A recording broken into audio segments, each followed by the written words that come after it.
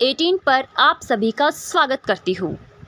Helping hand Haryana द्वारा कैथल में आयोजित युवा परिवर्तन सम्मेलन में पहुंचकर युवा साथियों से वार्तालाप की और भाजपा सरकार की युवा विरोधी नीतियों को उजागर किया। भाजपा सरकार ने SC/BC का सब प्लान खत्म कर दिया। पूरे देश में बेरोजगारी में हरियाणा नंबर 1 पर है। सरकारी स्कूलों की हालत खस्ता है। सरकारी महकमों में लाखों पद खाली पड़े। युवाओं की आवाज को भाजपा सरकार द्वारा कुचला जा रहा है, उन्हें दबाया जा रहा है। युवा शक्ति ने अब भाजपा की जन विरोधी नीतियों के खिलाफ हुंकार भर ली है। भाजपा को सत्ता से बाहर करने का इरादा कर लिया है, क्योंकि युवा नाम है राष्ट्र के निर्माण का, युवा नाम है प्रदेश के निर्माण का। क्योंकि युवा शक्ति के बगैर ना ये देश चल सकता है, ना ये प्रदेश चल सकता है और ना ही समाज आगे बढ़ सकता है। आइए रणदीप सिंह सुरजेवाला को सुनते हैं। जो अपनी अपनी तरह से क्रियाशील है, कोई गेम्स के अंदर है, कोई समाज सेवा के अंदर है, कोई किसी विशेष कार्यक्रम में बच्चों के उत्थान को लेकर लगा है। इस देश और प्रदेश की अगर कोई उम्मीद है तो वो केवल और केवल इस देश और प्रदेश का नौजवान है। वो इस प्रदेश की बेटियां और बेटे, शायद यही कारण है कि हिंदुस्तान को अब तक 6 मेडल मिले हैं, 5 हरियाणा के बच्चे लेकर आए। अंदाजा लगाइए, अगर हिंदुस्तान में हरियाणा ना होता तो हमें कितने मेडल मिल पाते। और हमारी बेटियों की हिस्सेदारी बेटों से बढ़कर है, ये सबसे ज्यादा खुशी की बात है। हरियाणा की लड़कियों ने भी ये साबित कर दिया कि वो लड़कों से बढ़कर है, कम नहीं है। हम एक चीज सही बात है, हर हिसाब से। मैं आपसे एक बात और कहना चाहता हूं। आज सबसे बड़ा आक्रमण, सबसे बड़ा हमला, सबसे ज्यादा भेदभाव का शिकार अगर इस प्रदेश में कोई है तो वो नौजवान है। इस प्रदेश के नौजवानों पर जो आज का पूरा हमला और तंत्र है, उनके अधिकारों पर एक तरह से हमला बोल रखा। और ये हमला उस दिन शुरू हो जाता है जिस दिन हम शिक्षा के जगत के अंदर शामिल हो जाते हैं।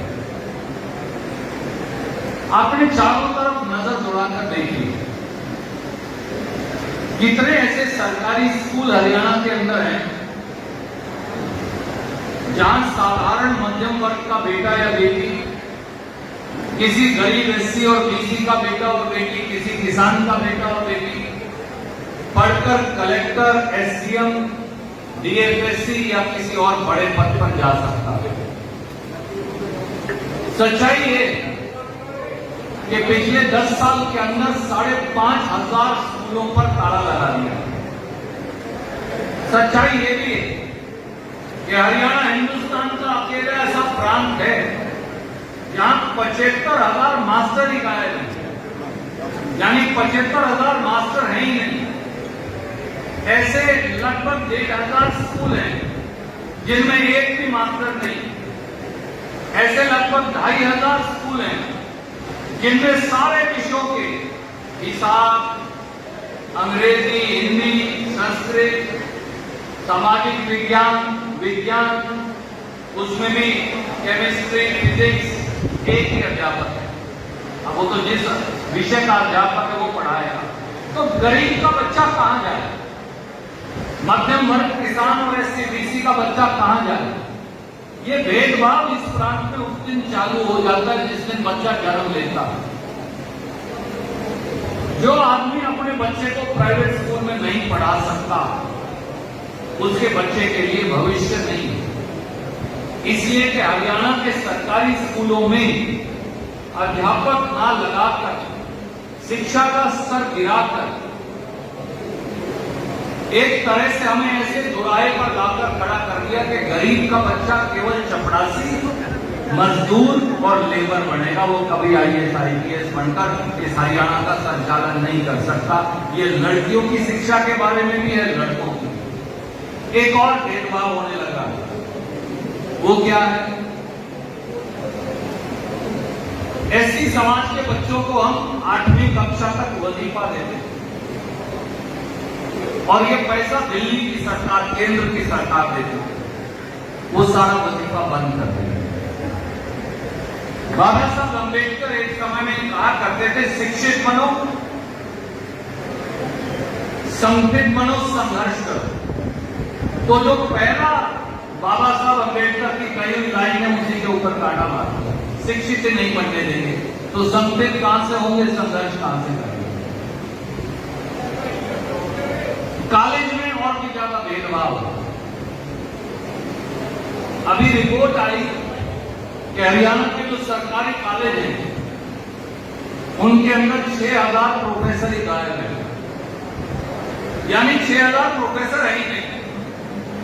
आप मुझे बताइए, अगर किसी का बच्चा बाबा साहब अम्बेडकर सरकारी कॉलेज, कमला नेहरू मेमोरियल गवर्नमेंट कॉलेज, किसी और सरकारी कॉलेज में भर्ती भी हो जाएगा, तो जब वहां अध्यापक ही नहीं है, जब वहां टीचर नहीं है, लेक्चरर और असिस्टेंट प्रोफेसर और प्रोफेसर, ये 3 ग्रेड के लोग लगते हैं। प्रोफेसर यूनिवर्सिटीज में, लेक्चरर और असिस्टेंट प्रोफेसर कॉलेजेस में।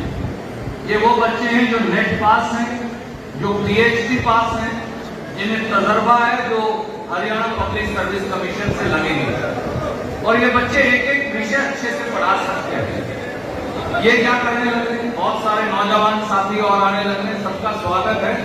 आप बिल्कुल बहुत बढ़िया तेलू भाई आए हैं, जिसको नौजवान साथी सुपरस्टार भी कहते हैं। आप आए, बिल्कुल मंच पर तस्वीर रखें और बाकी के साथियों को भी कहें जहां जगह मिले वहीं बैठ जाए। इनका स्वागत इसके बाद दोबारा कहीं कर। तो कॉलेज की भी यही परिस्थिति। 5000 से ज्यादा प्रोफेसर जिस प्रांत के कॉलेजों में हो ही ना, उनके बच्चे कब TC लगने वाले हैं। यही हालत हरियाणा के विश्वविद्यालयों की भी, यूनिवर्सिटियों की भी। तो जिस दिन बच्चा पैदा होता है हरियाणा में, अगर वो किसान का बेटा या बेटी है, अगर वो रविदास या वाल्मीकि सेंसी घाणक समाज से है, अगर वो किसी गरीब ब्राह्मण रोड परिवार में उसने जन्म लिया है, किसी साधारण सैनी या यादव परिवार में जन्म लिया है, तो उस दिन उससे भेदभाव शुरू हो रहा है। और अगर वो गलती से पास कर भी ले, तो अगला भेदभाव शुरू होता है जब वो कॉलेज से निकलकर जिंदगी के अंदर जाता है। आप सबने ये देखा, एक समय में मैंने एक नीति बनाई थी, पदक लाओ पद पाओ। हरियाणा के बच्चों को हम सीधा भर्ती कर लेते थे बड़े से बड़े पदों पर। आपके इस भाई की बनाई हुई एक पॉलिसी। अब क्या होने लगा है? अब पूरा सरकार का जो तंत्र है वो हमारे बच्चों को मेडल ना मिले इस बात के ऊपर लगा। विनेश फोगाट के साथ जो हुआ वो आपके सामने। वो लड़की हिंदुस्तान के लिए गोल्ड मेडल लेकर आती है।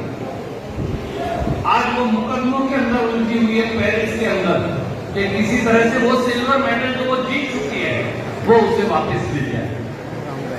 जो चीज में जीत चुका हूं, जो चीज वो लड़की 7 घंटे में 3 बाउल्स जीतकर, ऐसे ऐसे पहलवानों को हराकर जिन्होंने पूरी जिंदगी में कुछ नहीं हारा, परंतु आज वो केवल और केवल अस्तित्व और सम्मान के लिए संघर्ष कर रही है। और ये एक विनेश फोगाट नहीं, एक बजरंग पूनिया नहीं, ये अनेकों अनेकों हजारों हमारे जो खिलाड़ी हैं अलग अलग खेल के अंदर, उनकी यही परिस्थिति है। शाहबाद हरियाणा में अपने पड़ोस में सबसे ज्यादा हॉकी के लड़के और लड़की वहां से निकलते हैं। हम कहकर थक गए 10 साल से कि यहां 2 एस्ट्रोटर्फ स्टेडियम बना दीजिए, लड़कियों के लिए, लड़कों के लिए। परंतु सरकार ने, इस सरकार का बजट 1 लाख करोड़ है, तो एस्ट्रोटर्फ शाहबाद, मैं तो नहीं कहा कैथल में बना दो, मैंने तो नहीं कहा कुंडली में या कलाश में बनाओ, मैं तो ये कहा शाहबाद में बनाओ जहां सबसे ज्यादा लड़कियां खेलती हैं, सबसे ज्यादा लड़के खेलते हैं। आज भी जो हिंदुस्तान की हॉकी टीम ब्रॉन्ज लेकर आई है, उसके कप्तान शाहबाद हरियाणा से, उसके आधे खिलाड़ी शाहबाद हरियाणा से। हमारे दो बच्चे लेकर आते हैं, उन्हें प्रमोट हम क्यों नहीं कर रहे? परंतु कोई ध्यान इस तरफ नहीं है। जिस दिन जीत जाएंगे, जिस दिन मेडल मिल जाएगा, उस दिन सब श्रेय ले लेंगे फोटो खिंचवाने के लिए। पर उनको मेडल ले जाने तक का रास्ता कौन तय करवाएगा? ये हमारी जिम्मेवारी है, पर ये नहीं हो रही। इसी प्रकार से रोजगार की हालत है।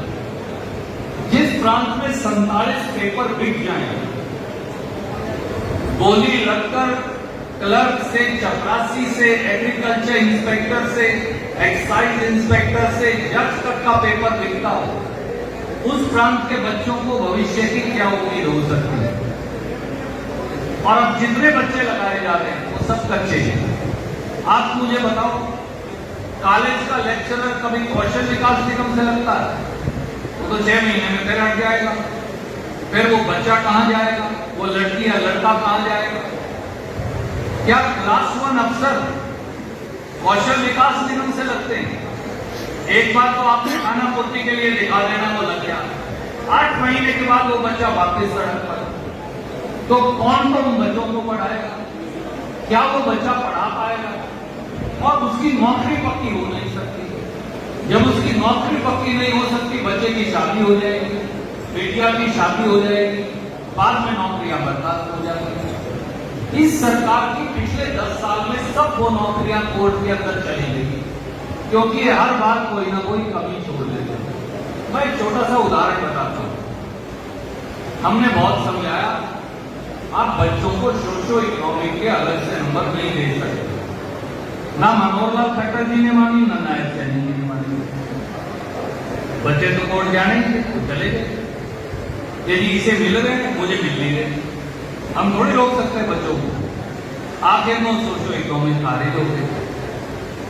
अब 45,000 बच्चों की नौकरियों पर तलवार टंगी हुई है, जो नंबर लेकर भर्ती हुए हैं कि वो हटेंगे या रहेंगे। कोर्ट ने कह दिया हटा दो। अब वो वकीलों को पैसे देके दंड हुआ है। उसके बाद जो मौजूदा मुख्यमंत्री है नायब सिंह, उन्होंने घोषणा कर दी, नाम तो सुप्रीम कोर्ट जाएंगे, सबको सोशो इकोनॉमिक के नंबर दिलवाएंगे। बहुत अच्छी बात है। अब उन्होंने अपील कर दी, हरियाणा ने के सोशो इकोनॉमिक के नंबर मिलने चाहिए, वो सुप्रीम कोर्ट में इस समय पेंडिंग है। अब जो रिजल्ट निकाले उसमें सोशो इकोनॉमिक के नंबर काट दिए। अब अगर तुम्हारी अपील मंजूर होगी हरियाणा की, तो ये बच्चे जो बगैर सोशो इकोनॉमिक के लगे हैं हट जाएंगे। देखो ना बच्चों से खेल क्या करते हैं। पहले तो सोशो इकोनॉमिक दे दिए, जब हमने कहा भाई ना दो, ये 12 हट जाएंगे, उनको सबको दे दिए। 50,000 बच्चा आज नौकरी बर्खास्तगी की कगार पर खड़ा, 2-2, 3-3 साल नौकरी करके। अब बोले ना हम तो देवांगे, अपील कर दी। जब अपील कर दी सरकार ने खुद ने और मुख्यमंत्री ने कि बगैर सोशो इकोनॉमिक के लगाना, अगर तेरी अपील मंजूर होगी कल फिर ये है भाई तुम कर क्या रहे हो यार? किसी को कोई समझ नहीं आ रहा। अब कह दिया बैकवर्ड क्लास ए और बी को अगर उनका सर्टिफिकेट 2 साल से ज्यादा पुराना, उनको नौकरी नहीं लगाएंगे। 10,000 बच्चा कोर्ट जा चुका पिछले 15 दिन में, 10,000। अब नहीं भेजेंगे। भर्ती रोको गैंग असली में हरियाणा का मुख्यमंत्री और ये लोग खुद हैं। 10,000 बच्चों को कोर्ट क्यों भेजे दो? जब आपको एक बार डोमिसाइल का सर्टिफिकेट मिल गया, बैकवर्ड का सर्टिफिकेट मिल गया, एससी का सर्टिफिकेट मिल गया, वो 10 साल तक वैलिड है। 10 साल तक आप उसे खारिज नहीं कर सकते। एससी का जिसके पास है, बीसी का ये 2 साल में खारिज कर रहे हैं। कानूनी का इसके विपरीत है। बच्चों को स्टे मिले जा रहा है, बच्चे भेज हो रहे। तो क्यों आप किसी जांगड़ा समाज के, किसी प्रजापति समाज के, किसी पांचाल समाज के, किसी सैनी और यादव समाज के, किसी गुर्जर समाज के, किसी और जो हमारी बिरादरियां हैं, नाई, तेली, धोबी, इनको क्यों अदालत में भेज रहे हो बच्चों को? क्या मतलब है इसका? अब अगर उनका केस खारिज हो गया फिर हट जाएंगे। ये रोज बच्चों के साथ ये खेल कर रहे हैं ताकि नौकरी किसी को ना देनी पड़े, सब अदालत के चक्कर काटते रहे वहां पर।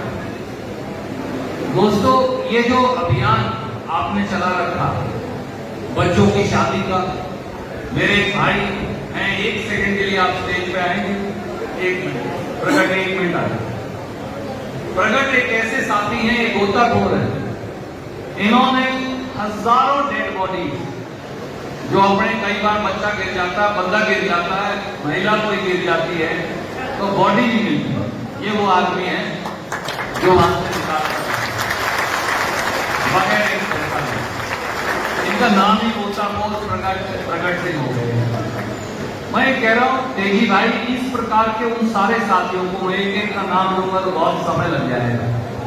आपने जिस प्रकार से सम्मानित और प्रोत्साहित किया, हेल्पिंग हैंड असली में समाज के अंदर हेल्पिंग हैंड का काम कर रहे हैं। आपके लिए बहुत बहुत शुभकामनाएं और आप इस बात के लिए मुबारकबाद की बात करें। बहुत सारी बेटियां हैं जिनके परिवार के लोग खर्चा नहीं उठा सकते, आप लोग उनकी शादियां करवाते हैं। बहुत सारे लोग हैं जो एक आशियाने की तलाश में हैं, छत की तलाश में हैं, आप उनका मकान बनाने में मदद करते हैं। बहुत सारे लोग हैं जिनको खून की जरूरत है, आप जरूरत पड़ने पर एक ब्लड डोनेशन बैंक का काम करते हैं। बहुत सारे बच्चे हैं जो अपनी फीस अफोर्ड नहीं कर सकते। मुझे आपने बताया कि आप उन सबको प्राइवेट कॉलेज और स्कूल के अंदर भी उनकी फीस भरने के अंदर हिस्सा डाल के उसमें भी मदद करते हैं। और इस प्रकार की सामाजिक रचनात्मक कार्य आप लगातार करते हैं, इसके लिए आप बधाई के पात्र हैं। मैं केवल आपको ये कहूंगा, बड़ा भाई मानकर आपके इस अभियान में एक छोटे से कार्यकर्ता के तौर पर मुझे भी शामिल कर लीजिए आपको, और जो मुझसे मदद हो सके वो मुझसे मदद लीजिए, क्योंकि आज समाज को सबसे ज्यादा जो जरूरत है वो इस प्रकार के साथियों की, नौजवानों की जरूरत है। आज जब बड़े बड़े लोग बहक गए हैं, आज जब बड़े बड़े लोग जो हैं वो संपत्ति के चक्कर में घूम रहे हैं, कोई किसी चक्कर में घूम रहा है, कोई किसी चक्कर में घूम रहा है, आप लोगों ने समाज में मदद का जो एक बीड़ा उठाया, हेल्पिंग हैंड यानी मदद का हाथ, एक मदद का हाथ बढ़ाने का बीड़ा उठाया। जरूरी नहीं आप सब काम अकेले कर पाए, पर अगर हाथ बढ़ा के किसी का दर्द थोड़ा सा सह सके तो मुझे लगता है बहुत ही बड़ी बात है। मैं आप सबको इस बात के लिए बहुत शुभकामनाएं देता हूं। आपके साथी अभी भी आई रहे हैं, उनका भी स्वागत करता हूं और एक बार फिर आप सबका अभिनंदन करता हूं। बहुत बहुत शुक्रिया। जय हिंद, जय युवा शक्ति। जुड़े रहे हमारे चैनल के साथ। चैनल को सब्सक्राइब कीजिए, घंटी का बटन जरूर दबाएं, ज़्यादा से ज़्यादा शेयर करते हुए लाइक